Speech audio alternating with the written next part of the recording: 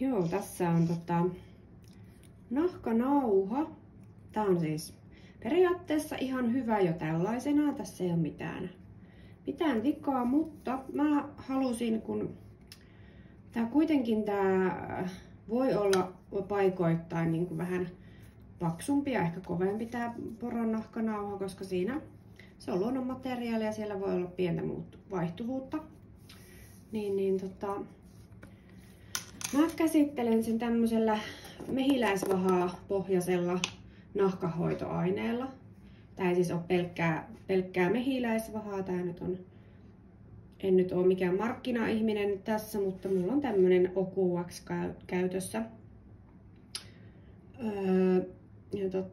Ikinä ei kannata pelkkää mehiläisvahaa käyttää, koska se kovettaa, sit tulee kova pinta. Me halutaan sitä pehmeyttä nimenomaan, niin siellä pitää olla muitakin sitten näitä luonnollisia öljyjä.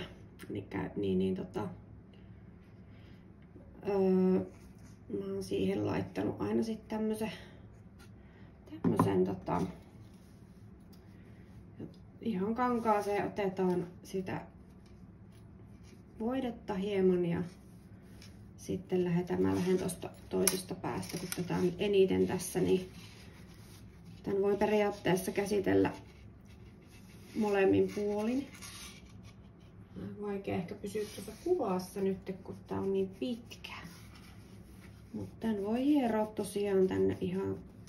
Mä sitten yleensä aina puhistan noin metalliosat erikseen ja kaikki nämä kiillotan niin kuin, että niin ei jää sitä rasvaa, tai tätä öljyä, voidetta.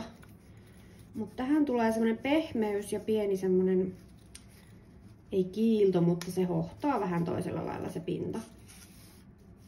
Tää ylläpitää ensinnäkin sen nahkan niin kuin kestävyyttä, kun siitä tulee niin kuin joustavampi. Mitä kovempi nahka, niin sitä helpommin se murtuu ja siihen tulee kaikkea voi tulla kaiken maailman semmosia jälkiä, niin se joustavuus on hyvä aina nahkalle.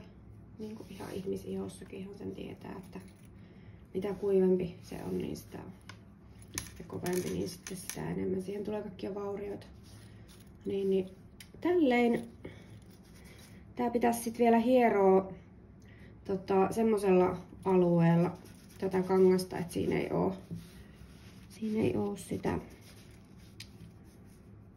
vaan se niin kuin kiilotetaan sillä kuivalla kankaalla sitten siihen pintaan tai kiinnitetään sille, että sitä ei irtoa siitä nahkasta. Noin.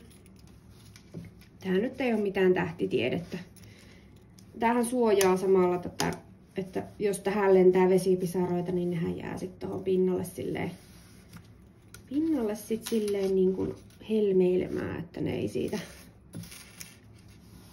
että se suojaa sitä siltäkin. Toki tämmöisessä korussa se nyt ei ole niin kuin esim. Sit kengissä tai jossain nahkatakkihan kanssa aika hyvä niin kuin suojata, koska jos sataa, niin sit se vähän ainakin pitää vettä. Mutta nyt siellä alkaa olla ei haittaa mitään, vaikka siinä on tämmöisiä helmiä, ne voi sit kiillotella. Saatan tällä paperillakin sit lopuksi vielä ottaa ne. Ja sit nää muistaa aina puhistaa nämä messinkiosat myös, ettei niissä oo sitä. Mut tämmönen tuli tästä. Siinä on mukava tommonen hohde ja ehkä vähän tuli joustavuutta lisää, pehmeyttä tähän nahkaan. Joo, että kannattaa kokeilla tosiaan, varsinkin jos tuntuu, että joku nahkatuote on silleen käpristynyt semmoiseksi kovaksi tai jotain, niin kokeilla tuommoista luonnollista mehiläisvahapohjasta ainetta, mikä on tarkoitettu nahkalle, siitä voi olla apua siihen, että se pehmenee siitä ja sitten se on miellyttävämpi käyttää ja silloin se ikäkin myös sitten lisääntyy, käyttöikä. Mut joo, semmonen kiva juttu. itse huoltaa myös näitä omia koruja ja muitakin nahkatuotteita. Niin. Jees.